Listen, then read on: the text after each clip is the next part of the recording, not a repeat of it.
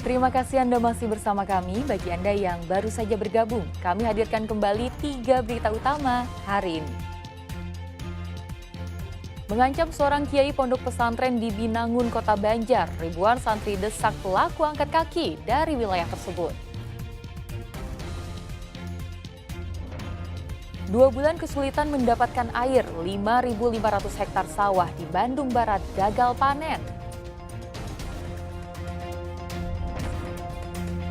Seorang siswi SMA di Kabupaten Bandung Barat menjadi korban penculikan sopir truk. Korban sempat diancam dan dicabuli oleh pelaku di sejumlah tempat.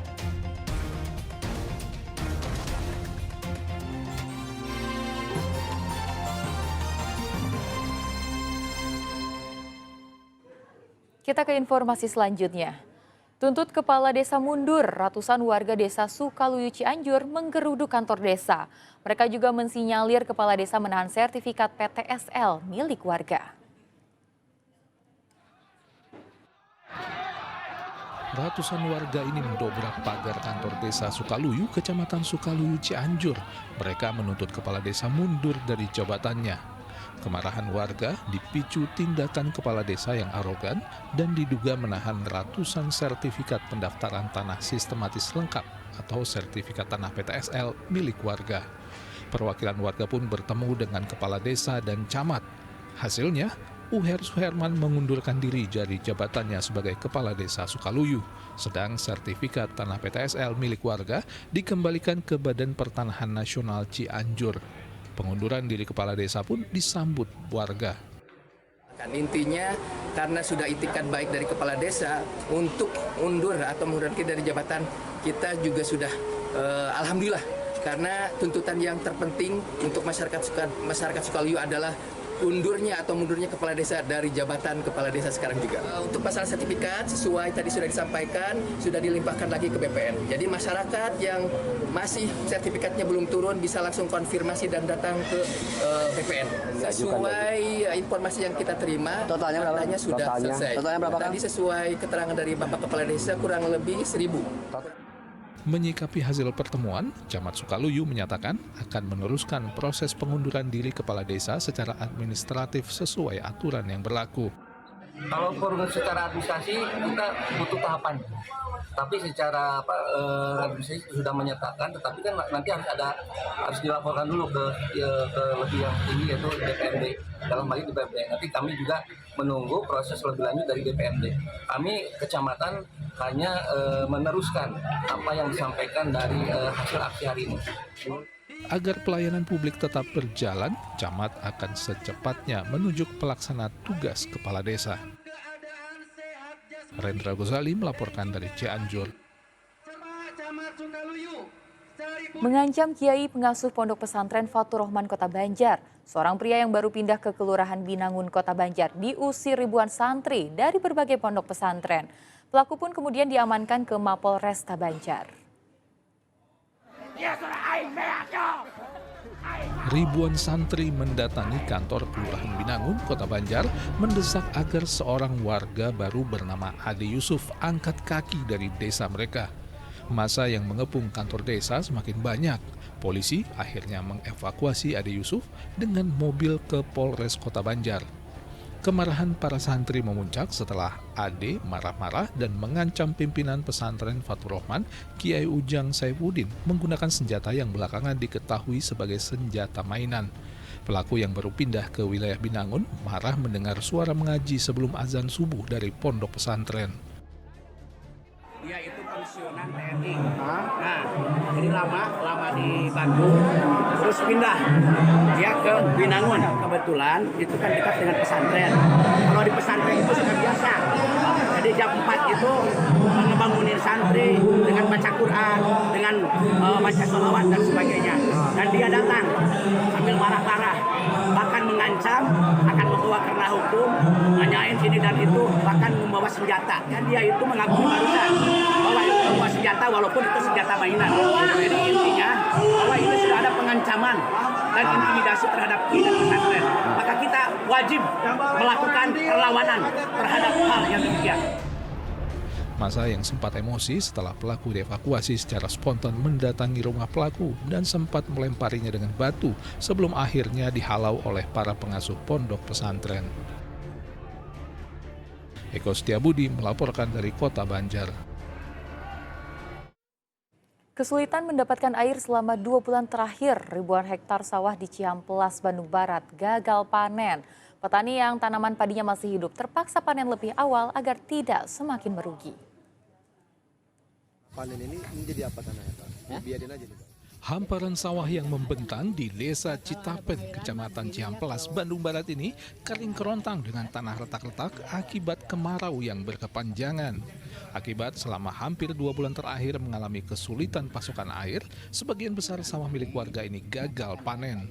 Apalagi sebagian besar areal sawah hanya mengandalkan turunnya hujan, karena saluran irigasi sudah berubah fungsi menjadi bangunan pabrik dan perumahan elit. Tidak ada air membuat para petani gagal panen.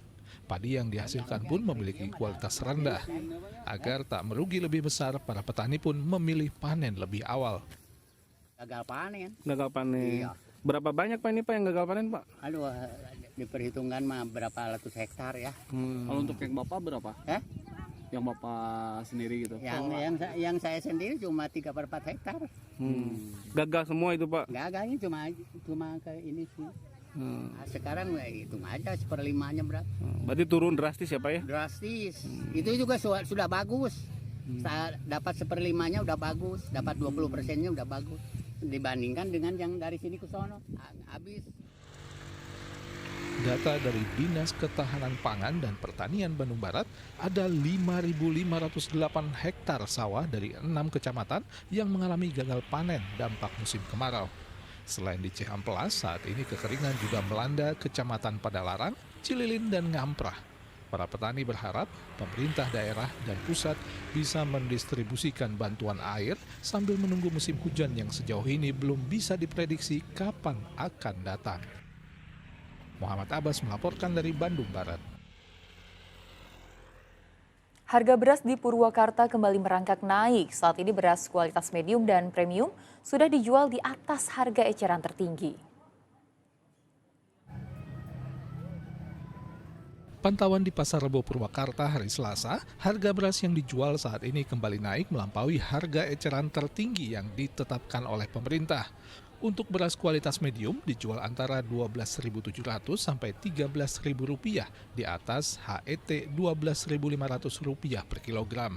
Sedang beras kualitas premium dijual di atas Rp15.000 per kilogram di atas HET Rp14.900 per kilogramnya. Pedagang menduga kenaikan terjadi akibat musim kemarau yang menyebabkan gagal panen. Mereka meminta pemerintah mengantisipasi pergerakan harga beras ini lebih cepat agar harga beras tidak melambung terlalu tinggi yang bakal memperparah kondisi ekonomi masyarakat. Beras ada kenaikan sedikit, cuman belum signifikan mungkin karena satu juga. Cuman memang sebaiknya pemerintah sudah harus mulai siap-siap ya, untuk mengeluarkan beras subsidinya. Karena beras sudah mulai sebagian sudah di atas cap sedikit untuk beras-beras yang bagus. Pak, ini ada pengaruh kemarau di daerah pasokan di Jawa juga Pak ini? Mungkin ya. Untuk pasokan sendiri ke pasar ini gimana Pak? Sementara masih lancar, meskipun tidak banyak, masih cukup lah. Data produksi beras nasional dari tahun 2018 hingga saat ini memang mengkhawatirkan. Tahun 2018, produksi beras nasional mencapai 33,9 juta ton. Namun di tahun 2023, produksi beras nasional turun 3 juta ton menjadi hanya 30,9 juta ton. Ini terjadi akibat konversi lahan pertanian padi menjadi infrastruktur seperti jalan tol, pabrik, dan perumahan. Dan tahun 2024, pemerintah tercatat mengimpor beras 5,17 juta ton yang memecahkan rekor impor beras tertinggi sepanjang sejarah. Zainal Arifin melaporkan dari Purwakarta. Dilanda musim kemarau, sejumlah warga memanfaatkan Sungai Cipamingkis, Kabupaten Bogor yang surut untuk mengais rezeki mencari pasir. Dalam sehari mereka bisa menjual pasir sebanyak 1 mobil pick-up.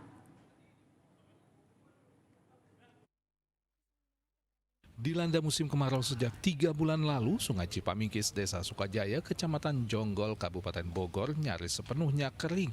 Padahal sungai ini biasanya memiliki aliran air yang deras. Kini hanya tertinggal sebagian kubangan air yang digunakan warga untuk mencuci. Sebagian warga lainnya memanfaatkan surutnya Sungai Cipamingkis untuk mengais rezeki dengan menggali pasir sungai. Dalam sehari, warga bisa mengumpulkan pasir hingga 3 mobil pickup. Jika mobil pickup terisi penuh oleh pasir, mereka dibayar Rp100.000. Sudah sejak kapan kering begini, Pak? Surut? Udah 2 bulan lah. Udah 2 bulan? Ya. Oh, ini Bapak lagi ngapain di sini? Ngambil pasir. Pasir? Iya. Oh, untuk apa, Pak? Buat jual. Buat dijual? Iya. Dijual berapa, Pak, emang, Pak? 1 kari 100.000. Satu apa? Kari. Carry? Cepet. Oh, 100.000. Ya. Oke, biasanya digunakan untuk apa, Pak, ini? Untuk itu buat bangunan gitu. Sehari bisa berapa ini, Pak? Paling 1 kari lah. Diperkirakan musim kemarau masih akan melanda wilayah ini hingga akhir Agustus.